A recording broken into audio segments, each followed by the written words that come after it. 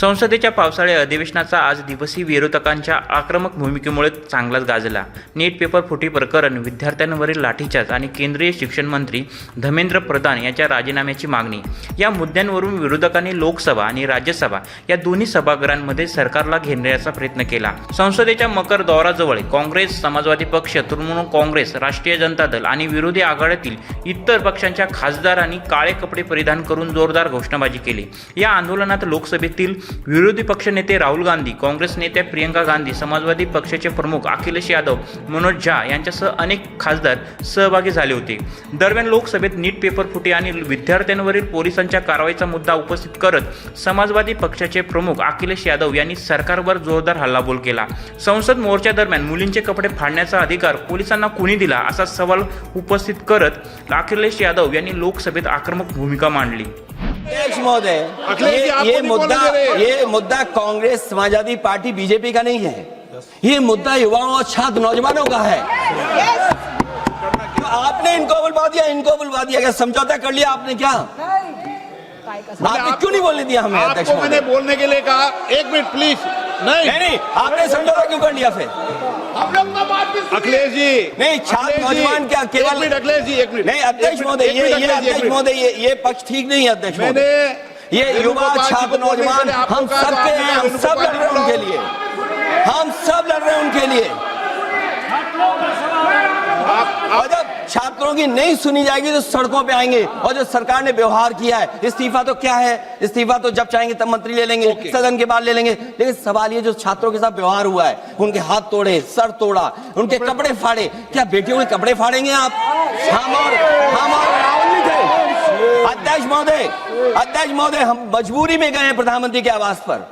अगर आप सुन लेते हैं यहाँ पर तो हम नहीं जाते। क्या प्रधानमंत्री स्टेटमेंट नहीं दे सकते हैं? युवाओं के लिए आप बाहर बोल सकते हैं, सदन में क्यों नहीं बोल सकते हैं आप?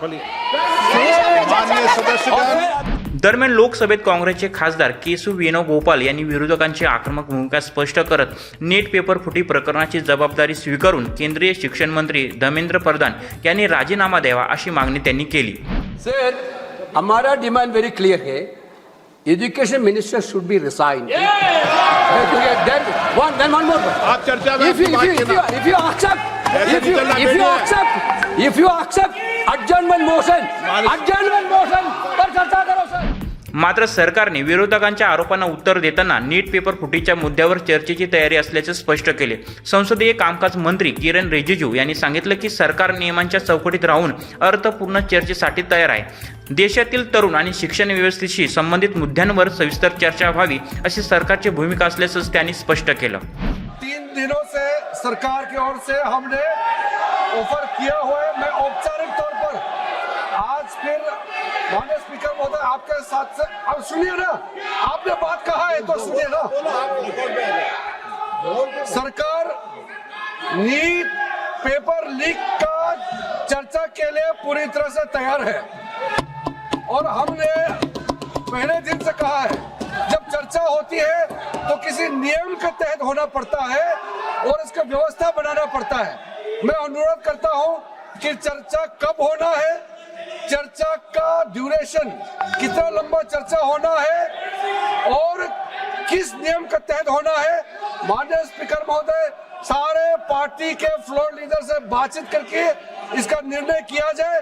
सरकार पूरी तरह से नीट पेपर लीक पे चर्चा करने के तैयार है और इस देश के युवाओं को भविष्य के लिए हम सब मिलकर के एक सार्थक चर्चा हो, ये सरकार चाहती है। मात्र सरकार आणि विरोधकांमधील हा संघर्ष सभागृहातही पाहायला मिळाला। लोकसभा आणि राज्यसभा या दोन्ही सभागृहांमध्ये विरोधकांनी जोरदार घोषणाबाजी करत नीट पेपर फुटी, विद्यार्थ्यांवरील पोलिसांवरची कारवाई आणि धर्मेंद्र प्रधान यांच्या राजीनाम्याचा मुद्दा लावून धरला। गोंधळ वाढत गेल्याने लोकसभेचं कामकाज वारंवार तहकूब करण्यात आलं।